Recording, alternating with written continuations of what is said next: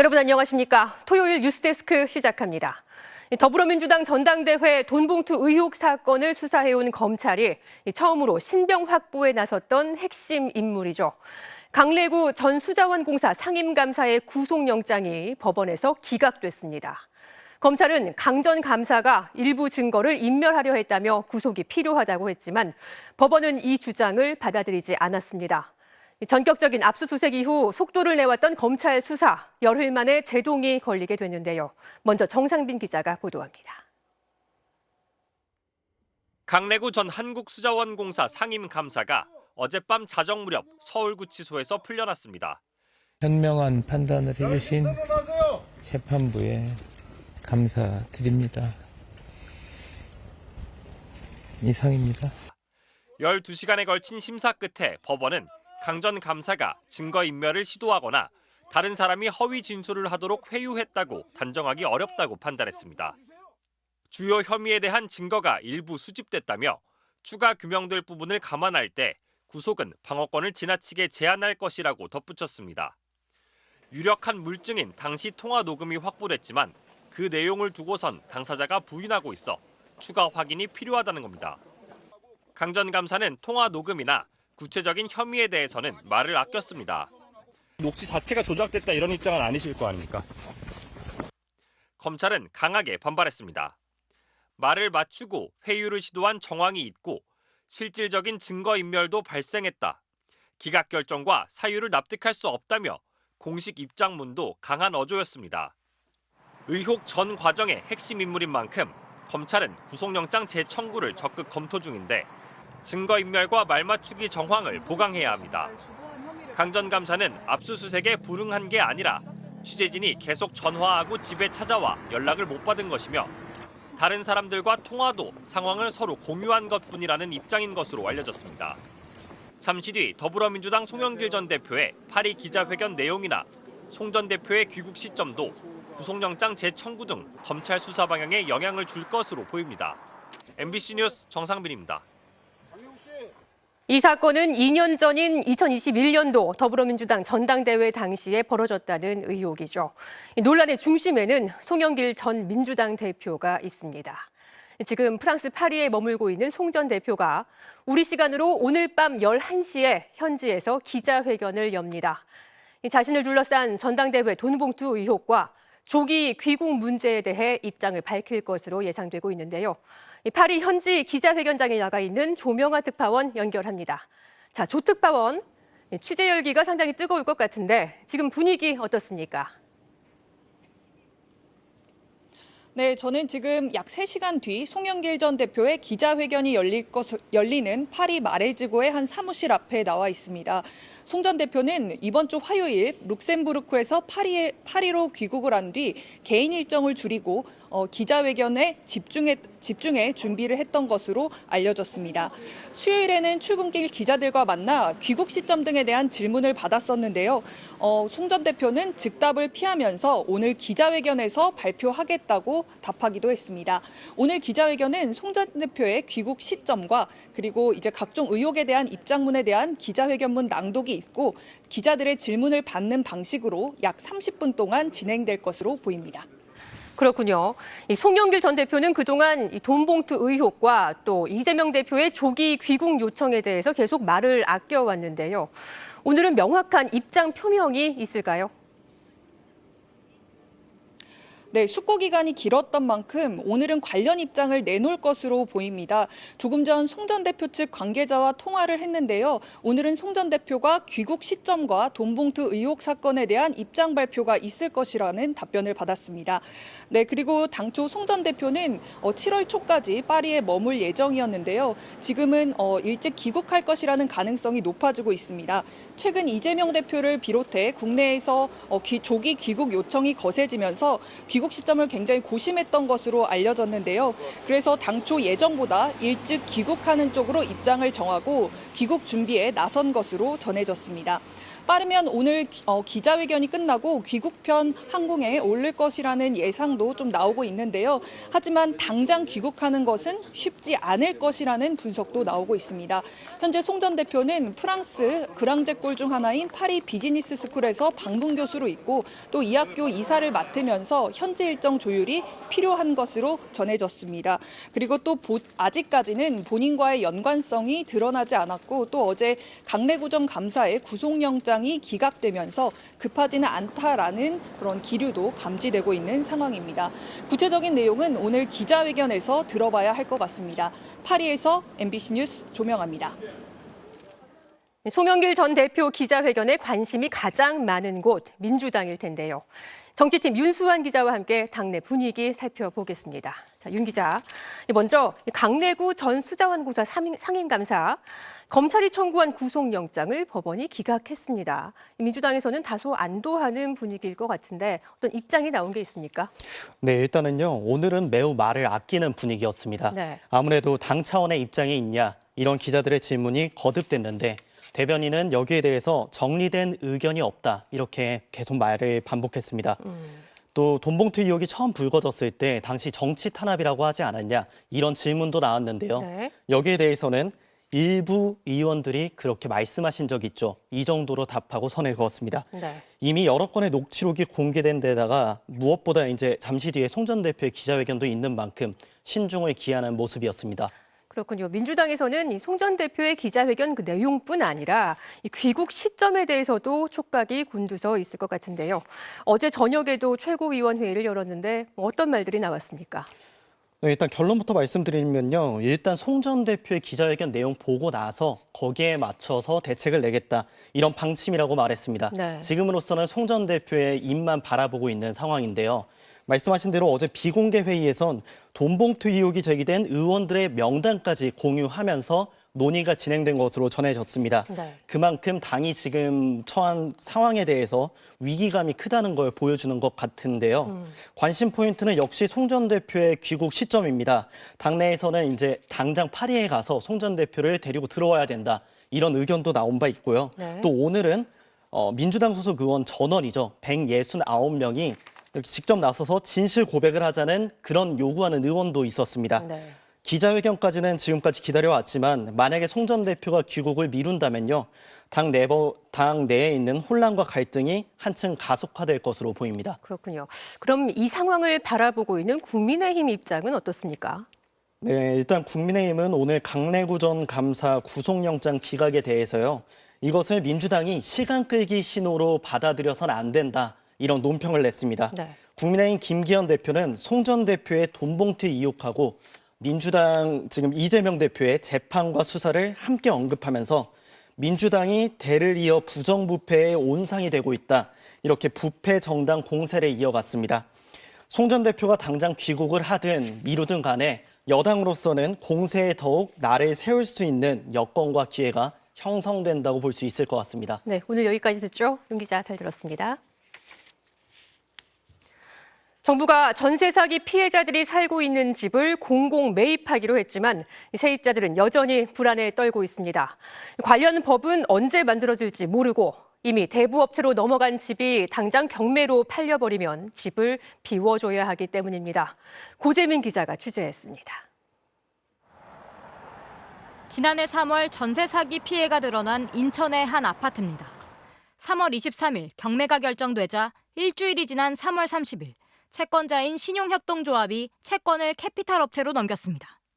이 캐피탈 업체 역시 한 달도 채 지나지 않아 채권을 또 다른 대부업체로 넘겼습니다. 1억 2천만 원을 넘던 채권액은 절반도 안 되는 6천만 원, 전셋값 이하로 떨어졌습니다. 집값 하락으로 채권 회수가 힘들다고 판단한 금융기관들이 재빨리 대부업체로 채권을 넘긴 겁니다. 보증금이 묶여 가장 많은 타격을 입은 세입자들은 추가 손해를 피할 수 있는 방법이 없습니다. 주식회사 대부회사로 2022년 4월 15일자로 채권 양도를 했습니다. 이 부실 채권으로 인해서 저희들은 지금 현재 어떠한 혜택도 받지 못하고 인천 미추홀구의 전세 사기 피해 주택 가운데 4분의 1가량인 440여 채의 담보 채권은 이미 대부업체로 넘어간 상태입니다. 정부는 금융사들에게 경매 중단을 요청했지만 이렇게 이미 2차, 3차 대부업체로 넘어간 경우 대부업체가 손해를 보면서 경매를 늦출 이유가 없습니다. 실제 지난 20일 진행된 경매 4건은 모두 대부업체가 채권을 갖고 있었습니다.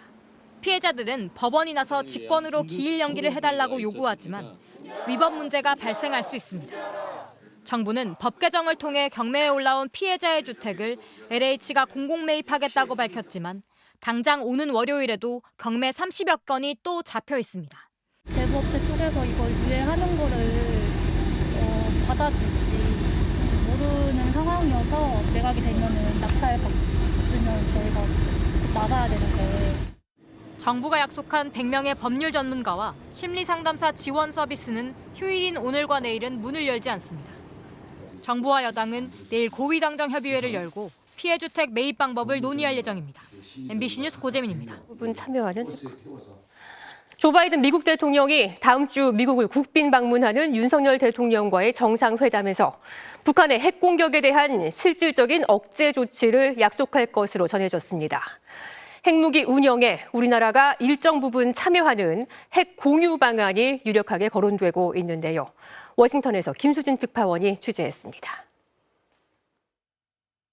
미국 바이든 대통령은 북한의 핵 공격을 억제하기 위한 추가 조치를 약속할 것으로 알려졌습니다. 로이터 통신에 따르면 미국 행정부 고위 당국자는 북한의 공격에 맞서 미국이 한국을 방어한다는 약속에는 의심의 여지가 없다며 바이든 대통령이 충분한 조치를 약속할 것이라고 전했습니다. 특히 대중의 기대를 충족하기 위해 한국과 강도 높게 협력하고 있다고 밝혔습니다. 북한의 도발 강도가 점점 세지는 상황에서 국내 일각에서 제기되는 자체 핵무장 주장 등을 의식한 발언으로 보입니다. 이에 따라 다음 주 정상회담에서 확장 억제 강화를 통한 한국형 핵 공유가 논의될 거란 전망이 힘을 얻고 있습니다.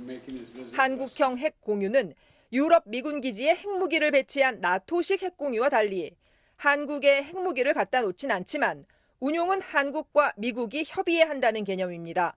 즉 태평양의 미군 기지에 배치된 핵 자산을 한반도 유사시에 한국의 요청에 따라 즉각적으로 보낼 수 있게 한다는 겁니다.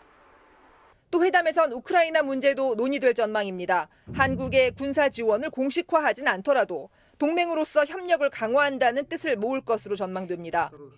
대만 문제도 작년 정상회담에서는 원론적인 수준의 언급만 있었지만 이번에는 수위를 높여 논의할 수 있다는 관측이 나옵니다. 미국 국무부는 윤 대통령의 대만 발언 이후 불에 타 죽는다며 중국이 연일 비난하고 있는 것과 관련해 한국과 대만 문제를 계속 조율할 것이라고 분명히 했습니다. We will go about this in coordination with our important allies and partners, of which, of course, the Republic of Korea is one of them. 백악관은 국빈 만찬에 한국계 유명 셰프를 특별 초청했다며 윤 대통령 방문을 신경 쓰고 있음을 강조했습니다. 급변하는 외교 정세 속에 다음 주 이곳 백악관에서 두 정상 간 어떤 논의가 오가게 될지 주목됩니다. 워싱턴에서 MBC 뉴스 김수진입니다. 지금 아프리카 수단 상황이 심상치가 않습니다. 일주일째 이어지고 있는 내전으로 벌써 300명이 넘게 숨졌는데요. 도심에서 벌어지는 총격과 폭격 속에 우리 교민들의 안전이 크게 우려되는 상황입니다. 윤석열 대통령은 교민 탈출을 위해 어제 수송기를 급파한 데 이어 오늘은 청해부대 투입까지 지시했습니다. 윤성철 기자입니다. 아프리카 해상에서 약탈을 일삼는 해적으로부터 우리 선박을 보호하기 위해 현지 파병 중인 청해부대입니다. 윤석열 대통령은 오늘 오만 살라라항에 정박 중인 청해부대를 수단 인근 해역에 급파하라고 지시했습니다. 우리 국민의 탈출을 위해 707 대테러 특수임무대 등을 태운 수송기를 현지로 보낸 이후 단 하루 만에 이뤄진 추가 조치입니다. 수송기는 조금 전 현지에 도착해 교민 이송 작전에 착수했습니다. 정부가 이틀 연속 자국민 보호에 나선 것, 수단의 유혈 분쟁 상황이 그만큼 심각하기 때문입니다. 라마단 금식 종료를 기념하는 이슬람 최대 명절을 맞아 수단 정부군과 현지 군벌은 4일간의 휴전에 합의했지만 말뿐이었습니다. 수단의 수도 하르툼 도심에서는 양측이 격렬한 총격과 포격을 주고받는 모습이 잇따라 목격됐습니다. 명절을 맞아 이슬람 사원을 찾은 시민들은 공포에 떨며 분쟁이 멈추기를 기도했고 또 다른 이들은 필사의 탈출에 나서고 있습니다. يعني ما كان في صراحة ما كان في بساط ما كان في كده الناس كانت متحركة برجولة شايلة شنطة ومتحركة. 우리 국민의 탈출도 녹록치 않은 상황입니다. 정부와 충돌 중인 수단 군벌은 다른 나라 국민들이 탈출할 수 있도록 모든 공항을 부분 개방하겠다고 밝혔습니다. 하지만 수도 하르툼 국제공항에서 여객기가 불타고 연기가 치솟는 모습이 SNS에 공개되는 등 안전 우려가 여전한 상황입니다. 수단에서 지난 일주일간 벌어진 무력 충돌로 인한 사망자는 400여 명, 부상자도 4천여 명에 달합니다. 수단 정부군은 공항 등 도심 곳곳에서 교전이 계속돼 미국과 영국, 중국, 프랑스 등 각국의 교관을 군용기로 대피시키는 방안을 조율 중이라고 밝혔습니다. MBC 뉴스 윤성철입니다. 운전하시는 분들 이번 소식 유심히 보셔야겠습니다. 앞에 보이는 신호등이 빨간불일 때 우회전하려는 차량은 횡단보도 앞에서 반드시 잠깐 멈춰야 합니다. 석 달의 계도 기간을 거쳐서 오늘 처음으로 단속이 시작됐는데 아직도 헷갈려하는 운전자들 많았습니다. 송정훈 기자가 단속 현장에 나가봤습니다. 인천의 한 초등학교 앞 25톤 덤프트럭이 다가오더니 정지하지 않고 우회전을 시작합니다. 그 순간 횡단보도 신호가 파란불로 바뀌었고 길을 건너던 초등학생은 트럭에 치여 숨졌습니다. 2달 전에도 70대 여성이 우회전하던 화물 차량에 치여 숨졌습니다. 반복되는 우회전 사고를 막기 위해 도로교통법이 개정됐습니다.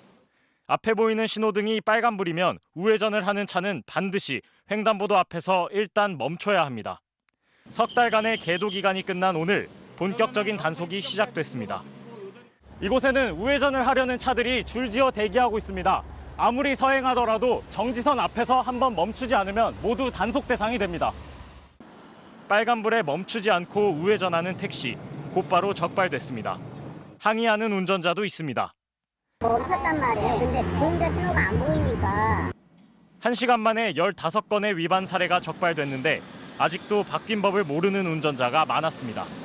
이쪽은 항상 거의 그냥 가니까 저도 그냥 갔거든요. 아예 우회전 신호등을 설치해달라는 요청도 나옵니다. 좌회전만 있고 우회전은 거의 없으니까 차라리 그게 있으면 될 것 같은데. 우회전 신호등이 있는 성남의 한 삼거리. 신호에 따라 우회전을 하면 되지만 그냥 지나치는 운전자들이 적지 않았습니다. 여기 자주 다니는 길이 아니라서 그냥 잘 못 보고 지나간 것 같아요. 우회전을 할 때 반드시 잠깐 멈춰서지 않으면 오늘부터 범칙금 6만 원에 벌점 15점이 부과됩니다. 정지선 앞에서 봤을 때 적색지을 때 꼭 멈춰야 된다. 그리고 횡단보도에서 보행자가 건너려고 하거나 건너는 중일 때 항상 멈춰야 된다. 경찰은 5월 말까지 한 달 동안 집중 단속을 벌일 계획입니다. MBC 뉴스 송정훈입니다. 전기 쇠꼬챙이로 개를 잔인하게 도살해 팔아온 농장 주인이 적발됐습니다. 또 주말 나들이객이 자주 찾는 남한산성에서는 백골 시신이 발견돼 경찰이 수사에 나섰습니다. 조재영 기자입니다.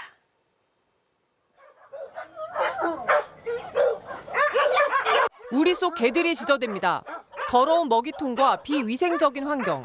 안쪽으로 들어가 보니 죽은 개들이 아무렇게나 바닥에 방치돼 있습니다.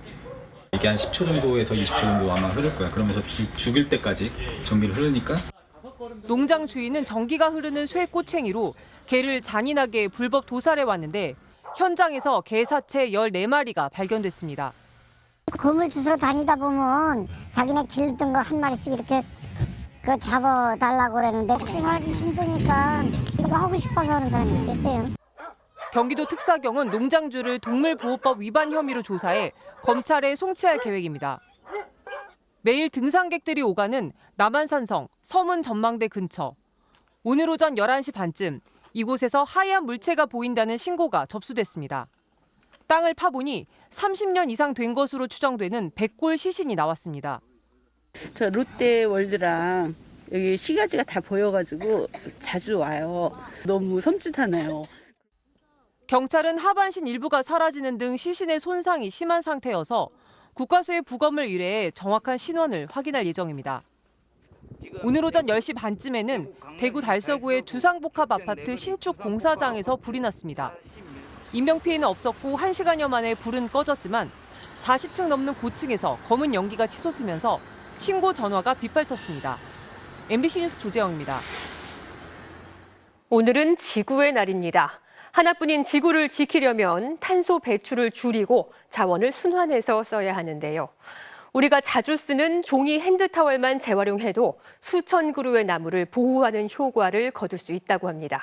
임현주 기자가 취재했습니다. 손을 닦은 뒤 한 번 쓰고 버리는 종이 핸드타월입니다.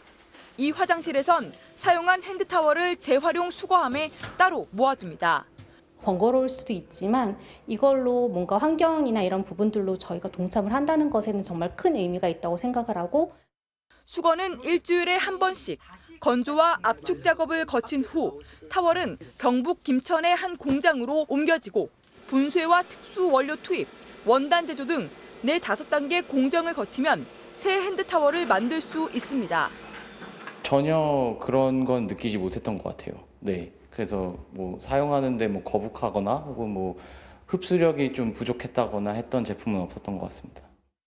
국내 기업이 핸드타월을 이용해 자원 순환 시스템을 구축한 건 이번이 처음입니다. 지금 같은 재활용 속도면 쓰레기 소각량과 온실가스 배출량이 줄어 2025년에는 약 3만 6천 그루의 소나무를 보호할 수 있다는 게 회사의 설명입니다. 롯데물산과 삼성전기 등 국내 대기업 일부가 적극 참여하고 있습니다. 그동안에 우리가 좀 쉽게 간과하고 넘어갔던 그런 부분들부터 하나씩 좀 자원을 아끼는 마음을 해보자라는 캠페인을 시작을 했고요. 올해는 50톤 정도 핸드타월이 지금 재활용될 것으로 기대가 됩니다. 그렇게 되면은 20년생 소나무가 약 7,500그루가 CO2를 흡수하는 효과를 하지만 수집이 아직 익숙치 않아 물에 젖은 핸드타월이 썩어서 그냥 버리는 경우도 있고 전체 제지업에서 핸드타월 등 위생용지 산업 비중이 5%도 안 될 정도로 작아 아직까지 높은 생산성을 내기 어렵다는 점은 극복해야 할 과제입니다. MBC 뉴스 임현주입니다.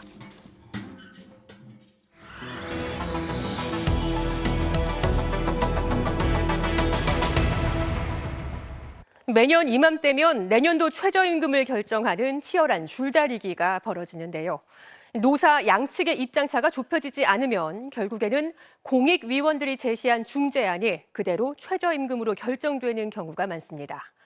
공익위원들은 어떤 근거로 최저임금 금액을 정하고 있는지, 또 그 계산식을 적용할 경우 내년에는 최저임금이 얼마나 오르게 될지 차주혁 기자가 설명해 드립니다. 이 편의점엔 평일과 주말 교대로 일하는 아르바이트 직원만 6명입니다. 일주일에 15시간을 넘지 않도록 근무 시간을 잘게 쪼갰습니다.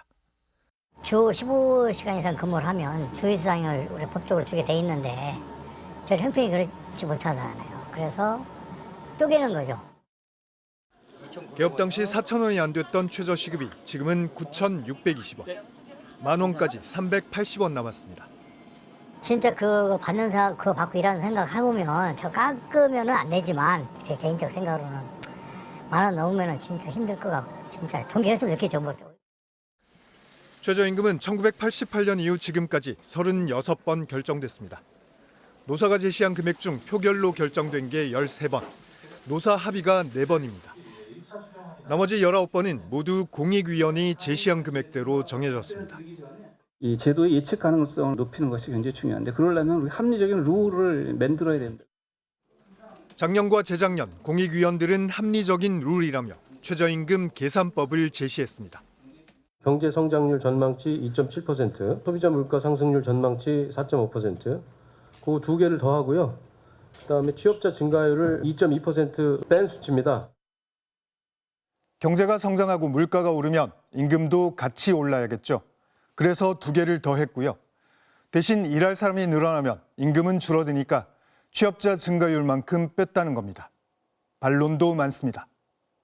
경제 성장률 지표와 취업 중감률은 중복 산식입니다. 이미 경제 성장률에 취업률이 이제 고려된 거가 있죠. 결국은 결정액을 산정해 놓고 거기에 맞는 지표를 최저임금위원회에서 자의적으로 포함한 거 아니냐. 같은 공익위원들이 3년 전에 했던 계산법은 어땠을까요? 경제 성장률과 소비자 물가 상승률을 더한 것까진 똑같았는데 여기서 뭘 더 뺀 게 아니라 근로자 생계비 개선분이라며 1%를 오히려 더했습니다. 작년도 산식 같은 경우에 소득분배구조 개선치로 플러스 알파를 넣기는커녕 취업자 증가율을 오히려 빼준 거잖아요. 그 산식은 좀 납득이 안 가죠. 전문가도 납득하지 않고 노사 양측 모두 반대하지만 기존 이 계산법대로 내년도 최저임금에 적용해 볼까요? 올해 경제성장률 전망치 1.6%에 소비자 물가상승률 3.5%를 더한 뒤 취업자 증가율 0.36%를 빼면 인상률은 4.74%입니다. 올해 최저임금 9,620원에 적용하면 456원이 오른 1,076원이 내년도 최저임금 예상치입니다. 공익위원회 중립성 시비로 첫 회의부터 파행으로 시작한 최저임금위원회가 올해는 어떤 계산법을 적용할지 주목됩니다. MBC 뉴스 차주혁입니다. 일본 후쿠시마 제1원자력발전소의 오염수 방류 설비 공사가 막바지에 이르면서 오는 7월 이후 방류가 시작될 가능성이 커졌다고 교도통신이 보도했습니다.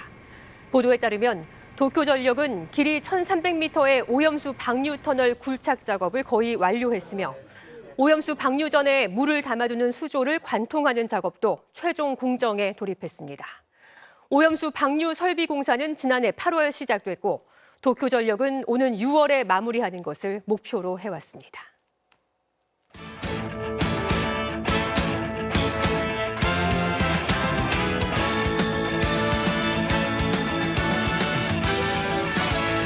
토요일 밤 스포츠 뉴스입니다. K리그 통산 100번째 슈퍼매치에서 서울이 수원의 완승을 거뒀습니다. 국가대표 공격수 나상호 그리고 황의조가 나란히 득점포를 가동했습니다. 박재훈 기자입니다.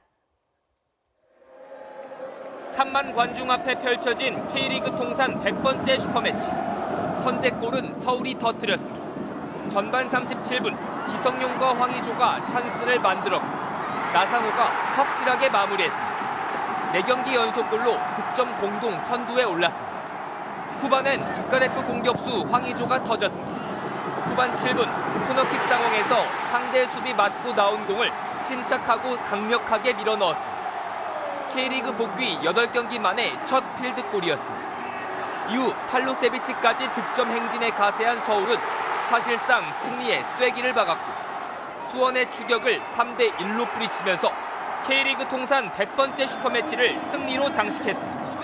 서울이 리그 2위까지 뛰어오른 반면 이병근 감독을 경질하고 최성용 대행 체제로 나선 수원은 개막 8경기째 승리를 기록하지 못하면서 꼴찌 탈출에 실패했습니다. 동해안 더비에서는 포항과 울산이 비겼습니다. 포항은 2골을 몰아친 고영준의 눈부신 활약으로 승리를 눈앞에 두었지만 후반 45분 울산 박고의 극적인 동점골이 터지면서 무승부에 만족해야 했습니다.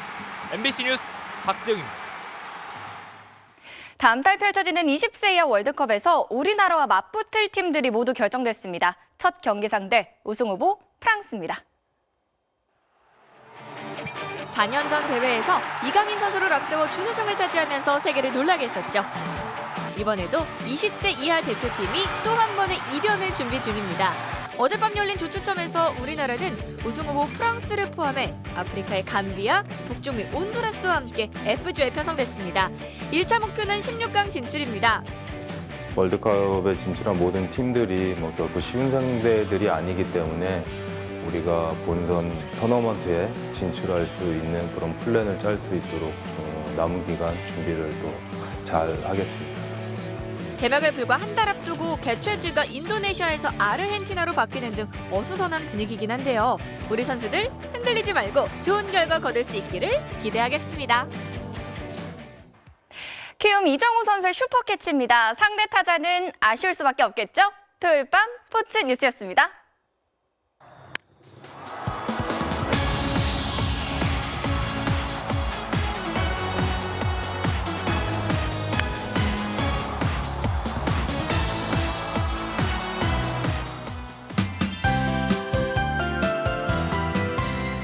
수도권은 황사의 영향을 비껴갔지만 지금도 강원과 충청 남부지방을 중심으로는 공기가 탁합니다.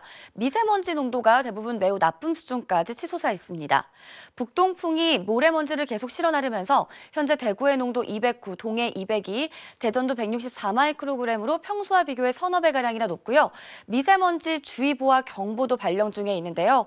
내일 오전까지가 최대 고비가 되겠고 이후로는 청정한 공기가 유입되면서 대기질이 차츰 나아지겠습니다.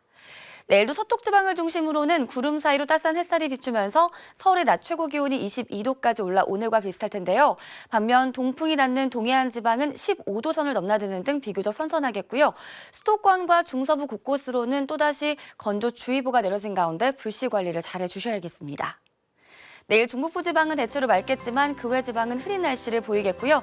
제주도에서는 바람이 강한 가운데 너울성 파도도 조심하셔야겠습니다. 내일 아침 기온 보시면 서울이 10도 등 오늘보다 낮은 분포를 보이겠습니다. 낮 기온은 서울 22도, 대전 22도, 대구 20도로 일교차가 더 크게 벌어지겠습니다.